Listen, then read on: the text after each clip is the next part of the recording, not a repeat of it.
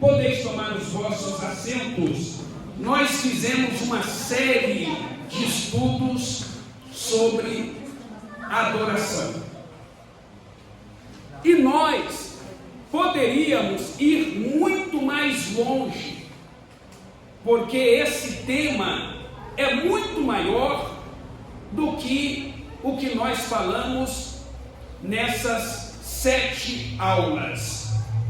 Mas como semana que vem nós estaremos iniciando a campanha Jesus Entra na Minha Casa, então hoje nós estamos encerrando essa série de estudo sobre adoração.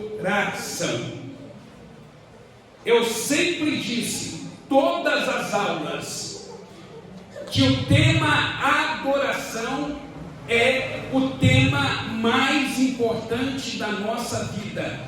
O tema adoração é o tema mais importante da igreja.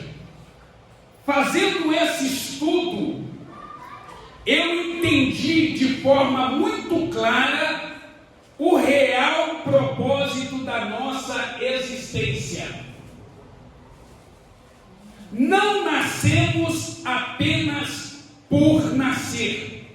Nós nascemos com um propósito: adorar a Deus.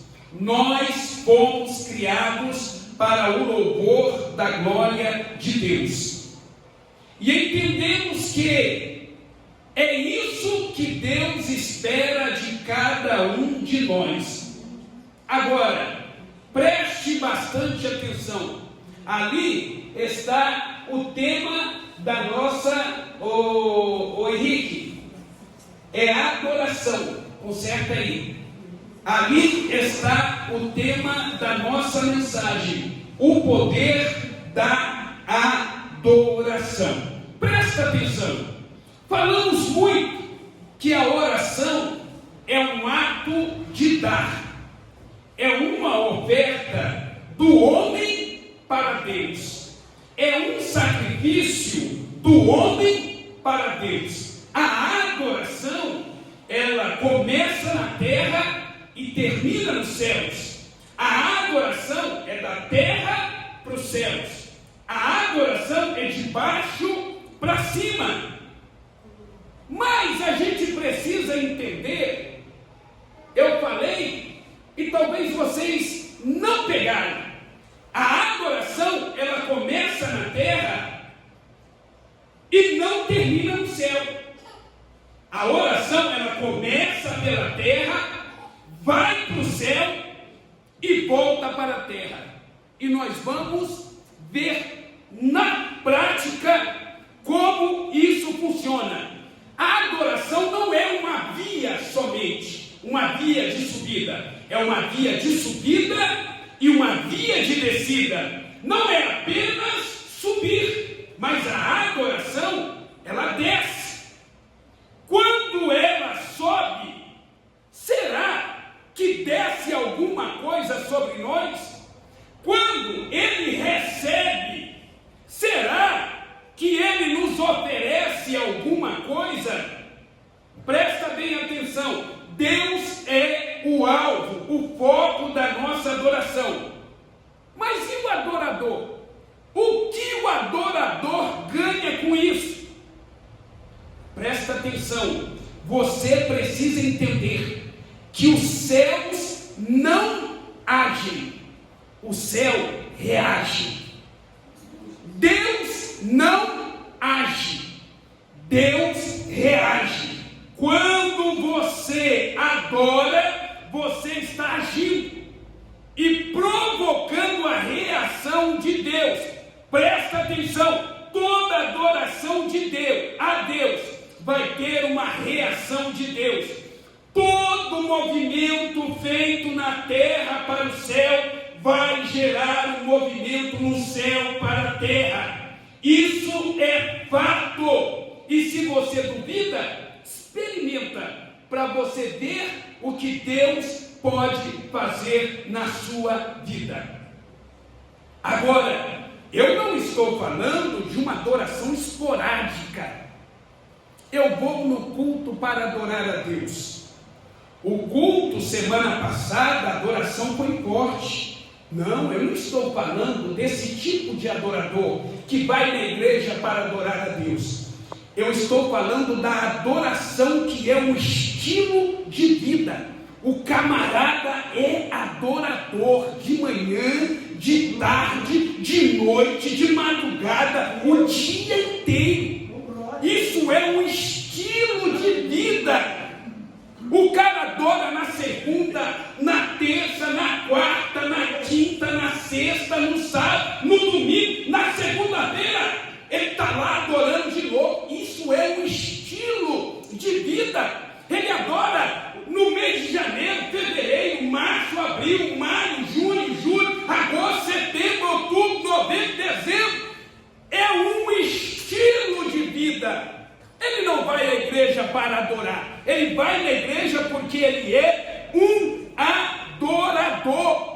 Independentemente do dia, independentemente da hora, independentemente da circunstância, eu sou um adorador.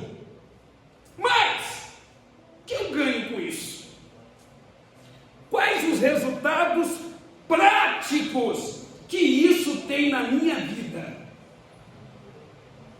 É importante dizer que isso não deve ser a nossa preocupação. Nós fomos criados com um propósito e devemos cumpri-lo. Nós somos criatura e como criatura devemos adorar o Criador e ponto. Nós somos servos e como servos devemos adorar o Senhor e ponto. Mas será que podemos receber respostas da nossa adoração? Presta bem atenção. Paulo e Silas estavam pregando em Filipos e eles encontraram uma mulher que tinha um espírito maligno de adivinhação. E essa mulher, fazendo adivinhações, ela dava muito lucro para os seus senhores. Pelo poder de Deus e pela instrumentalidade de Paulo e Silas, aquela mulher foi liberta dos demônios que a oprimia. A libertação desta mulher provocou uma revolta muito grande nos homens que lucravam com ela. E eles, revoltados com a libertação daquela mulher, mandaram prender Paulo e Silas. Paulo e Silas foram açoitados injustamente. Colocaram Paulo e Silas numa cela interior, ou seja, uma cela de maior segurança. E mais, prenderam os seus pés em troncos. Primeira coisa, a nossa adoração não pode estar limitada às circunstâncias externas. Paulo e Silas foram presos injustamente. Eles sofreram uma quarentena de açoites. As suas costas estavam todas feridas e ensanguentadas. As circunstâncias não eram boas. Mesmo assim, a Bíblia diz que perto da meia-noite, eles começaram a cantar, começaram a orar, começaram a adorar a Deus. Me escute, não espere circunstâncias favoráveis, não se limite a elas, acredite, terá dias que você não terás motivo para adorar. Quando vier o desemprego, quando acontecer um acidente, quando a morte levar um ente querido, quando vier as enfermidades, quando chegar as crises, quando o inimigo se levanta, o que é que você vai fazer? As circunstâncias não são favoráveis, você vai ficar chorando, você vai ficar reclamando, você vai ficar se lamentando, você vai ficar murmurando. ou você vai adorar a Deus. Não podemos se limitar às circunstâncias. Nós temos um propósito que está muito acima de todas estas coisas que nós enfrentamos no nosso dia a dia. Aceite o conselho desse pastor, mantenha a sua fé em tempo de crise. Haverá dias em que tudo ao seu derredor vai dizer para você: para, vai embora, desiste, volta atrás, se entrega, para de pregar, para de cantar, para de ir à igreja. Vai ter dias que tudo ao seu lado vai gritar assim: joga a toalha. Mas o meu estilo de vida é de um adorador, chorando, mas adorando, sofrendo, mas adorando, em crise, mas adorando, armário vazio, mas adorando, desempregado, mas adorando, sofrendo críticas, mas adorando. Sabe o que é? O que é espetacular nesse texto é que eles tiveram a chance de fugir. Aconteceu um terremoto, as cadeias se abriram, as portas se abriram. Por que eles não fugiram? Por que eles não fugiram? Por quê? Porque eles entendiam que aquilo não era uma prisão, era um propósito. Eles diziam: nós não estamos aqui à toa. Você acha que o câncer que eu tive se chamava câncer? Não, o câncer que eu tive se chamava propósito. Essas dificuldades que você enfrenta, e cada uma delas tem um nome, você pode mudá-las todas para propósito.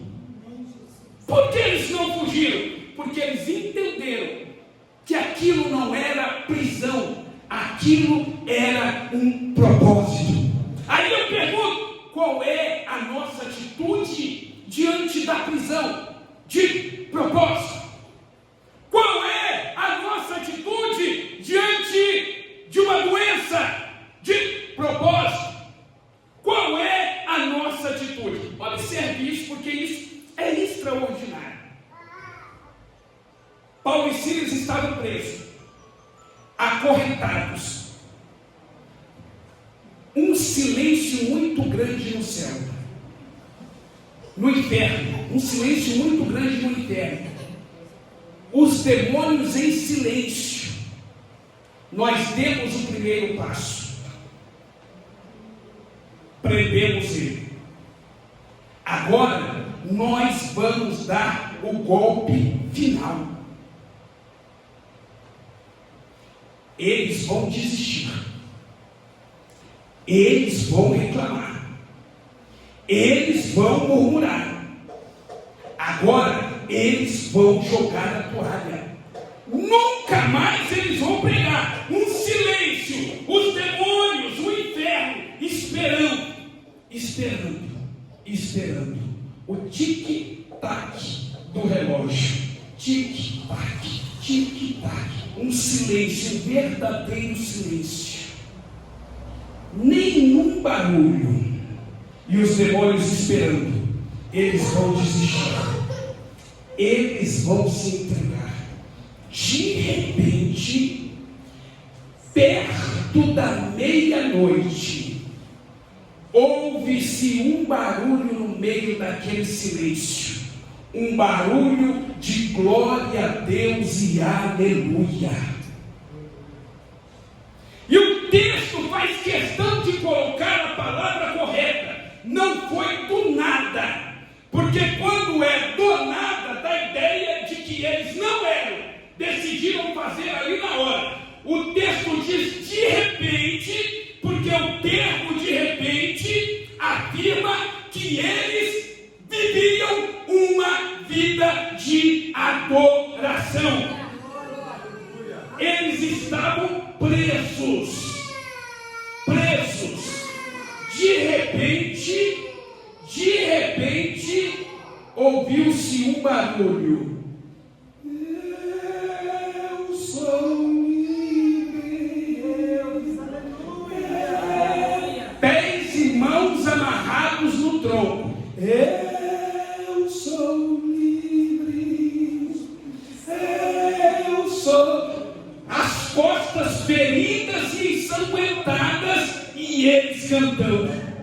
Irmãos, naquele momento, se o diabo não sabia, ele ficou sabendo. Prisão não cala a voz de um verdadeiro adorador. Prisão não cala a voz de um adorador. Deus me deu, Deus tomou. Bendito seja o nome do Senhor. Irmãos, uma quarentena de açoites era uma situação extremamente covarde. Eram 40 chicotadas, era tão pesado que a lei só permitia até 40.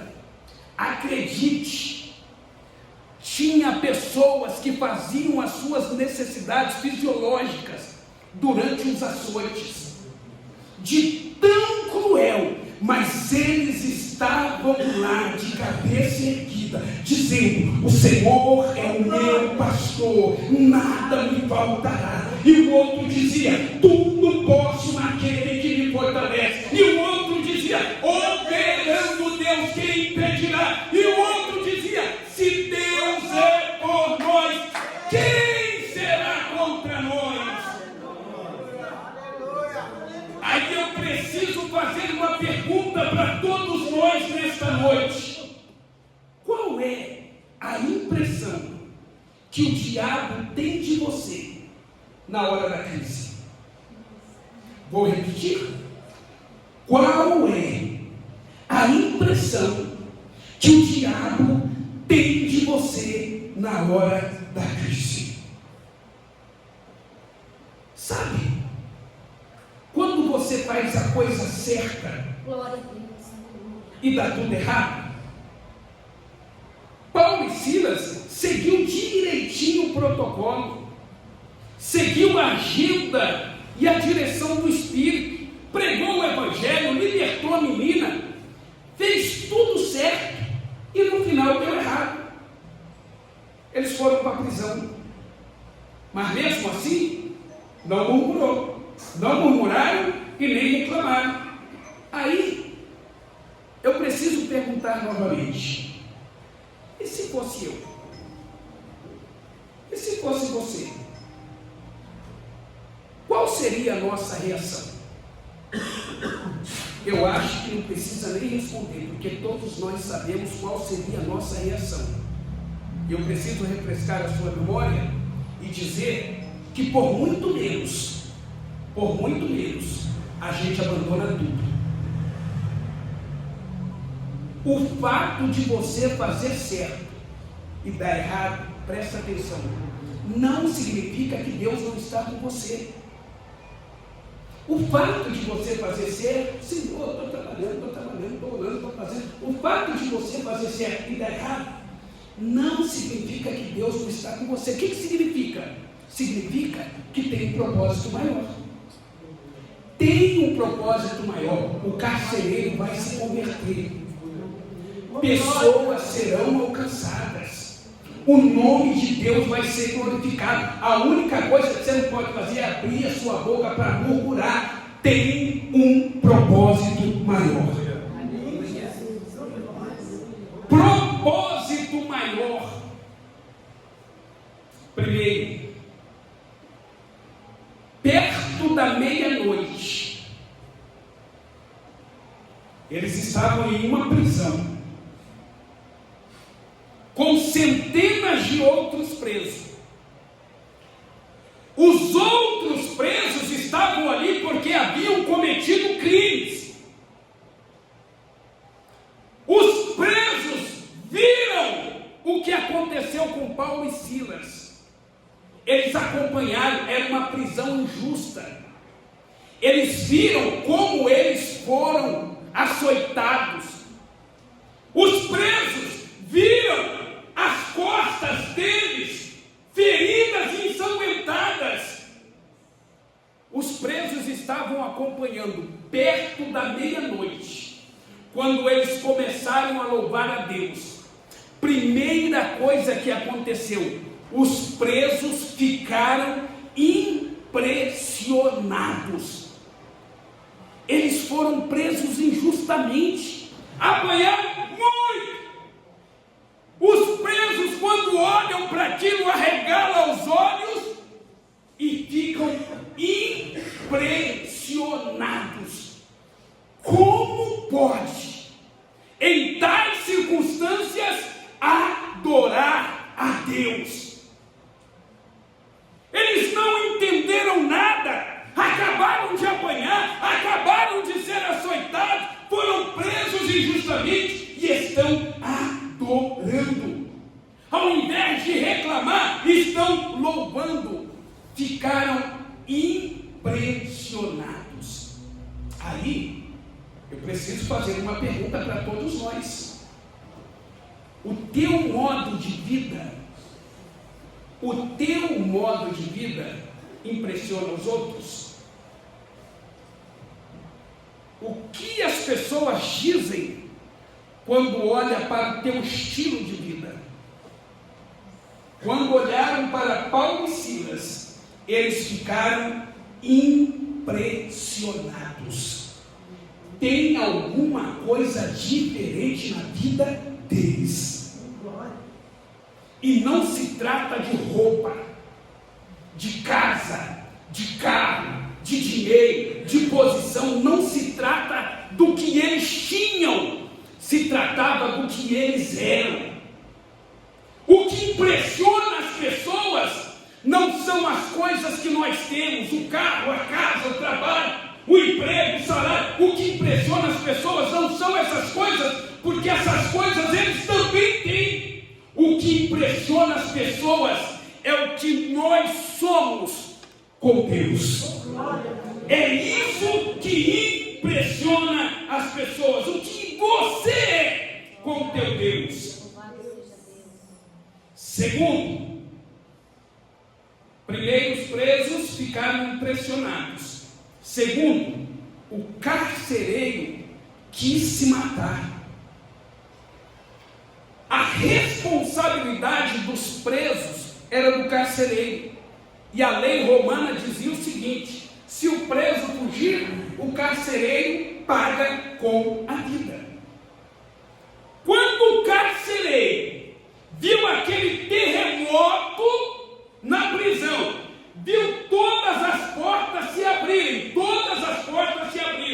e viu todas as cadeias das mãos, dos pés se quebrarem, ele se desesperou.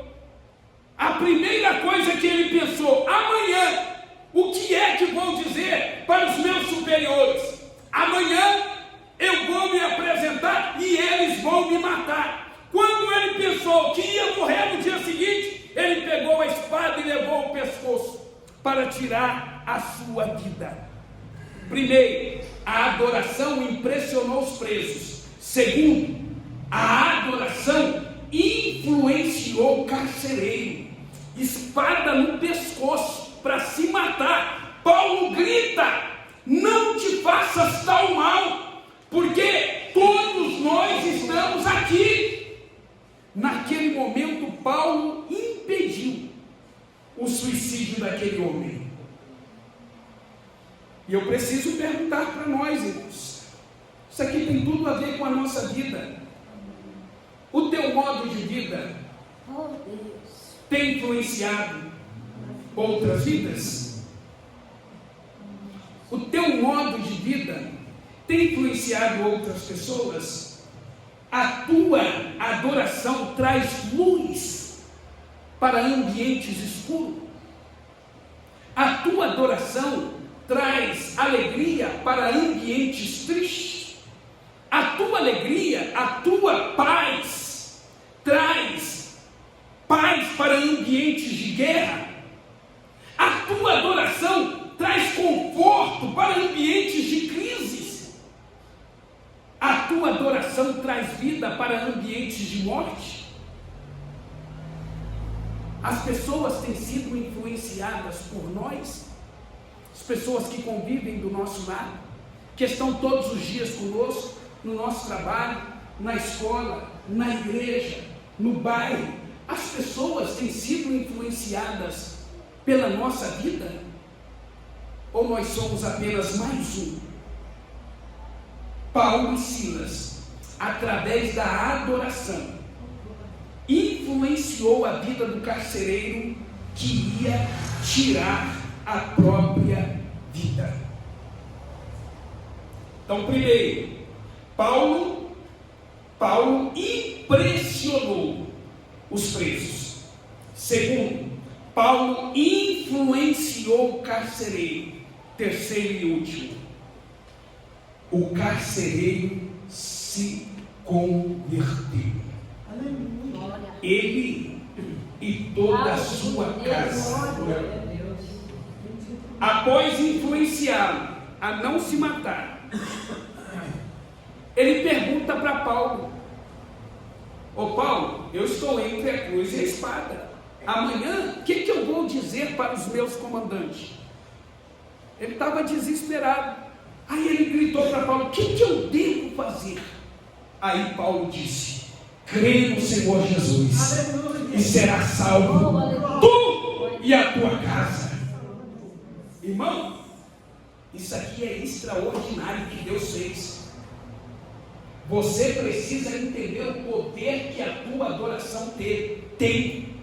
Aonde eles estavam? Eles estavam num ambiente de prisão.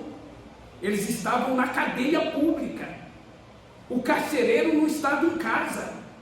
Essa palavra de Paulo teve efeito imediato. E o texto diz que além de eles estarem em uma cadeia, isso era de madrugada, era perto da meia-noite.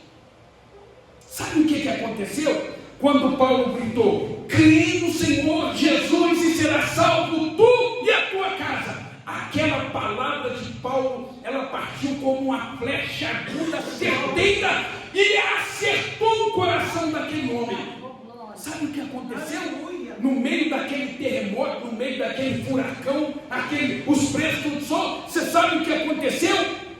O homem disse para Paulo e Silas: senta aqui, vocês estão muito feridos, deixa eu cuidar de vocês. Lavou as feridas e os vergões, passou remédio. Depois disse para Paulo e Silas: agora, isso perto da meia-noite, na cadeia. Agora, sabe o que nós vamos fazer? Vocês vão para minha casa. Quando Paulo chegou lá, pregou para toda a família, todo mundo aceitou Jesus. Isso tudo de madrugada.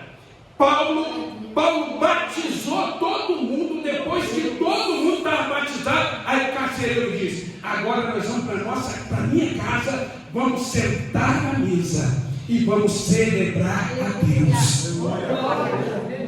Você já viu como Deus, no meio do furacão, muda tudo? E a morte que o homem estava com medo, e o suicídio que o homem ia se suicidar, e o comandante que ele ia enfrentar no dia seguinte, e o medo, e a luta, isso não importava mais. Quem ele encontrou era maior do que todas aquelas dificuldades que ele estava enfrentando. Deu para você entender que esse lugar não é uma prisão, é um propósito. Mas pastor, não aguento mais. Aguenta, porque não é uma prisão, é um propósito. Segura firme, porque daqui a pouquinho você vai ver o que Deus vai fazer. A Bíblia diz que aconteceu um terremoto. É muito fácil nos adorar quando tudo está bem. Isso é uma coisa. Agora, quando a gente está no olho do furacão, manter viva a adoração, isso é outra coisa. A adoração feita aqui, isso aqui é uma bênção, glória a Deus, aleluia, tem anjinhos passeando para tudo quanto é lado aqui, é só glória a Deus e aleluia, que bênção. Mas no olho do furacão é outra coisa. Essa adoração feita no olho do furacão, ela tem um poder incalculável, inimaginável. Nenhum de nós pode dimensionar o poder de uma adoração feita no meio do furacão. Aqui, Paulo e Silas, quando eles adoraram, aconteceu um terremoto. Aí, sabe o que eu fico me perguntando? Por que Deus não tirou Paulo e Silas da prisão como tirou Pedro? Pedro também estava preso. O anjo entrou lá dentro da prisão e diz: Pedro, levanta e vem comigo. Pedro saiu andando, passou por parede, passou por porta, passou por janela, sem que nada se abrisse. E quando Pedro se deu por conta, estava lá fora, não aconteceu nada. Mas no caso de Paulo, Deus fez um terremoto. Sabe por que às vezes acontece um terremoto? Porque tem pessoas que só vão crer e só vão acreditar no meio do terremoto. Tem milagres que só vão acontecer no meio do terremoto. Já viu casos que a coisa vira de cabeça para baixo, é um estardalhaço, e aquela problemada está quase morrendo, está quase perdendo. No meio daquele furacão acontece um terremoto. Aí o camarada aqui estava com o coração duro, fechado, resistente. No meio do terremoto, quando ele olha o terremoto, o coração dele abre e ele se converte. Não se preocupe se acontecer um terremoto na sua vida. Não se preocupe se acontecer um terremoto dentro da sua casa, no meio da sua família. A tua adoração vai fazer a estrutura do cárcere tremer. E vai haver libertação. Vai haver libertação dentro da sua casa. Os seus filhos não vão morrer. Vai haver libertação. Mas somente adore. Somente adore. Porque o terremoto é resposta de adoração. Cadeias se quebrando é resposta de adoração. Libertação de prisões é resposta de adoração. E eu termino essa palavra dizendo: o carcereiro, ele tem as chaves, mas quem abre a porta é Deus. Os homens até têm as chaves. Os homens podem até ter chaves. Mas quem abre as portas é Deus. Os homens podem até terem chaves, mas Ele, o nosso Deus, Ele tem a chave de Davi, que abre e ninguém fecha, e fecha e ninguém abre. Sabe o que a gente enfrenta na vida? Às vezes as pessoas, por terem as chaves, acham que podem nos esnobar. Às vezes as pessoas, por terem as chaves, acham que podem fechar as portas da nossa vida, trancar os nossos caminhos. Está demitido, vou te mandar embora. As pessoas, às vezes, por terem a chave, acham que pode fazer o que querem com a nossa vida. Mas fique tranquilo, perto da meia-noite, perto do fim, perto da meia-noite, o dia está acabando, não veio resposta nenhuma. O dia está acabando, esquecemos de nós. O dia está acabando, nós vamos ter que engolir essa bomba. O dia está acabando, nós vamos ter que dormir com a vitória. Mas perto do fim, perto da meia-noite, perto do fim, houve um terremoto naquele lugar.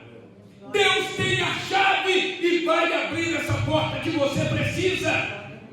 Essa prisão não vai te manter para sempre, porque Deus tem a chave e Ele vai trazer um terremoto para este lugar e as portas da sua vida serão abertas. Não se esqueça, não se esqueça, isso que você está passando não é uma prisão, é um terremoto. Mas pastor, eu estou quietinho porque eu estou na prisão. Não, não é prisão, é terremoto. Você pode elevar o nível da tua adoração. Mas pastor, eu estou em silêncio porque eu estou na prisão. Pastor, é difícil. Não, não é prisão, é propósito. Você pode subir o nível da tua adoração. Mas pastor, estou esperando eu sair daqui. Não, não espere não, porque esse lugar não é prisão, é propósito. Você pode crescer a tua adoração. Se eles tivessem entrado ali calados e saíssem calados, nada teria acontecido. Você não tem ideia do que a tua adoração pode fazer. Talvez as coisas ainda não mudaram porque você está de boca fechada. Talvez o teu filho